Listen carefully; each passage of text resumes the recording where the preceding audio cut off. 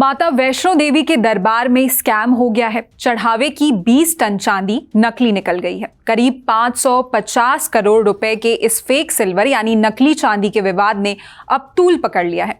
Indian express की report के मुताबिक वैष्णो देवी मंदिर में सालों से इकट्ठा हुए लगभग 20 टन चांदी को टेस्ट करने और पिघलाने के लिए सरकारी मिंट माने टकसाल भेजा गया, लेकिन जब टेस्ट रिपोर्ट आई तो पता चला कि उस पूरे चढ़ावे में सिर्फ 5 से 6% ही असली चांदी थी।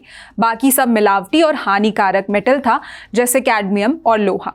अब यहाँ दो बड़े सवाल खड़े होते हैं। पहला कि क्या श्रद्धालुओं को बाहर के दुकानदारों ने ही नकली चांदी बेचकर ठग लिया, या फिर क्या श्रद्धालुओं ने मंदिर में असली चांदी चढ़ाई लेकिन रिसीव होने के बाद किसी स्टेज पर उस असली चांदी को बदल कर चोरी करके या हेरा फेरी करके उसकी जगह नकली चांदी रख दी गई, यानी असली चांदी गायब और नकली चांदी अंदर। इसी बात को लेकर जम्मू कश्मीर के वकील दीपक शर्मा ने इस साल 9 मई को एक लिखित डिटेल्ड शिकायत जम्मू क्राइम ब्रांच के आईजी और इकोनॉमिक ऑफेंसेस विंग के एसएसपी को सौंपी थी। शिकायत में बेहद गंभीर आरोप लगाए गए थे, जैसे आपराधिक साजिश रचना, धोखाधड़ी, विश्वासघात, रिकॉर्ड्स में हेरा फेरी, गबन और सबसे खतरनाक बात मंदिर के चढ़ावे में जानलेवा कैडमियम वाले मेटल का इस्तेमाल करना। उन्होंने मांग की थी कि भक्तों द्वारा चढ़ाए गए इस चढ़ावे में जो मिलावट, हेरा फेरी और गबन हुआ है उस पर तुरंत एफआईआर दर्ज कर एक जांच शुरू की जाए। लेकिन जब पुलिस ने इस पर एक्शन नहीं लिया तब मामला कोर्ट पहुंचा। जब कोर्ट ने इस पर जवाब मांगा तो क्राइम ब्रांच ने एक स्टेटस रिपोर्ट दाखिल कर दिया। पुलिस की रिपोर्ट में क्या लिखा था, इसे जानने के लिए सुनते हैं हमारे रिपोर्टर अरुण शर्मा को। स्टेटस रिपोर्ट जो उन्होंने जब इन्होंने एक कंप्लेंट सीजीएम की कोर्ट में फाइल की तो अपने जवाब में उस कंप्लेंट के जवाब में क्राइम ब्रांच ने एक स्टेटस रिपोर्ट दी। उन्होंने कहा कि इनकी कंप्लेंट हमें आई थी, हमने उसको आगे फॉरवर्ड कर दिया है जम्मू कश्मीर पुलिस को कि वो आगे की कार्रवाई जम्मू कश्मीर पुलिस करेगी। बस इतना ही उन्होंने बोला था। तो जिसके बेसिस पे आर्गूमेंट्स हुए और कल सोमवार को कल आर्गूमेंट्स हुए कोर्ट में, और जो कंप्लेनेंट है उन्होंने कहा कि स्टेटस रिपोर्ट में एक बड़ी वेग सी स्टेटस रिपोर्ट है, इसमें उन्होंने कुछ नहीं बताया कि क्या इन्वेस्टिगेशन हुई, इन्होंने क्या एक्शन किया मेरी कंप्लेंट पे, और जो कानून का प्रावधान है उसके मुताबिक इनको एफआईआर इमीडिएटली रजिस्टर करनी थी, जो इन्होंने नहीं की।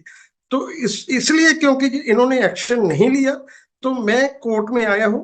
तो फिर जज ने कहा कि दोनों पक्षों को सुनने के बाद जज ने इन्वेस्टिगेटिंग ऑफिसर जो क्राइम ब्रांच के हैं उनको कहा कि आप नेक्स्ट डेट को कोर्ट में along with all the documents, relevant documents जो भी हैं उसको लेके तो आप अपीयर हो।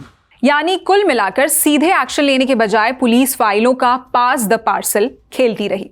सोमवार 13 जुलाई को एडवोकेट दीपक शर्मा ने कोर्ट में पुलिस की इस रिपोर्ट का विरोध जताते हुए कहा कि शिकायत को सिर्फ एक दफ्तर से दूसरे दफ्तर फॉरवर्ड कर देना कोई कानूनी कार्रवाई नहीं है, जबकि मामला इतना गंभीर अपराध से जुड़ा है। यही नहीं, वकील ने कोर्ट का ध्यान एक और गंभीर बात की तरफ खींचा। उन्होंने कहा कि पुलिस की इस स्टेटस रिपोर्ट में कहीं भी ये नहीं लिखा है कि इस घोटाले से जुड़े अहम सबूतों को सुरक्षित रखने के लिए क्या कदम उठाए गए।